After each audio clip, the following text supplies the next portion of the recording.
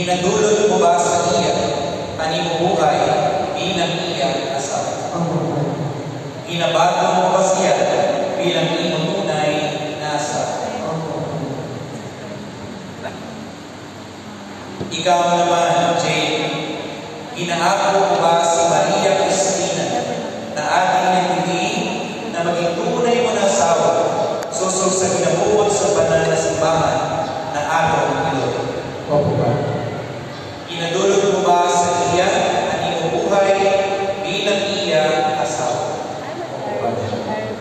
Inabago mo ba siya bilang iyong tunay na asawa?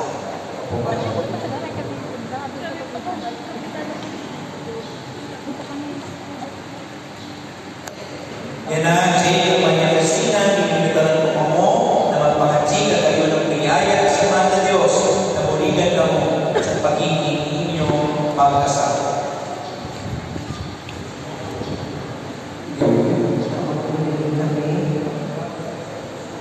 Na magkawasan sa puso kahit sa kalaan, tunay niya, kasalan, sa kaayuan, o sa kalisunan, sa kailangan, o sa kapunan. Sa oras ng pagmamahal, sa maayon ng alas, kasalan namin, bulag mo sa pagmamahal. Sa kapangyarihan sa banal na simbahan, testigos at tanan ng ating iyan, inapamagpapesyonan ko sa Ama, sa Anak, sa Espiritu Santo.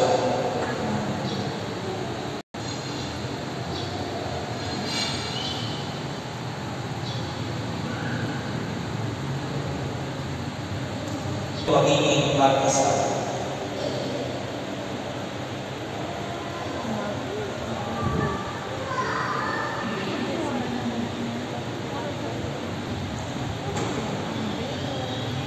Jane, Maria Cristina, atong bibendisyonan ni na aras bilang simbolo ng iyong pagiging mag-asawa at kabuhayan, dagang singsing bilang inyong pangako sa bawat isa na kayo magiging tapat hasta sa kamatayan.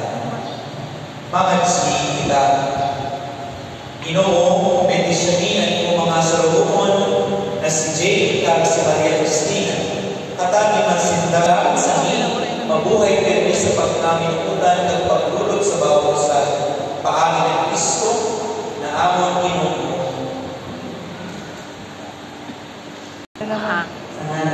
Kayo.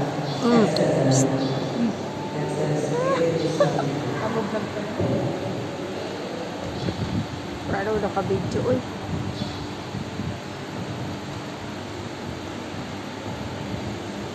Sing-singan na sinda, sing-singan. Ano, aras? Aras yata na.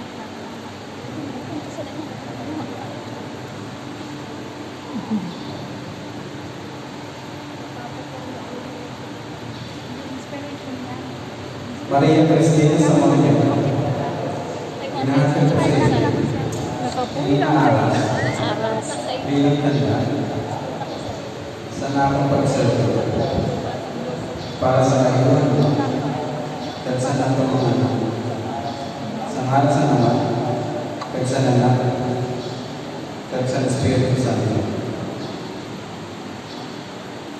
Jane, ginabatan mo kayo.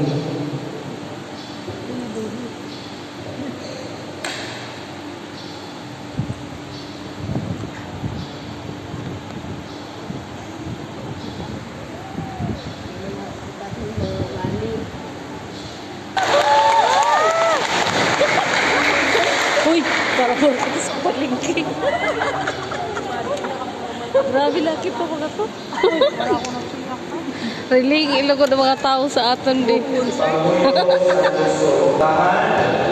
ng mga kasal na aninda pagkausad at pagtutong sa aton sa pagkausad sa simbahan ng Jesucristo na ating Ginoo. Mga chikita pagpagsabi, Ginoo pamatia ang among pangamuyo. Ginoo pamatia ang among pangamuyo. Ang banal na simbahan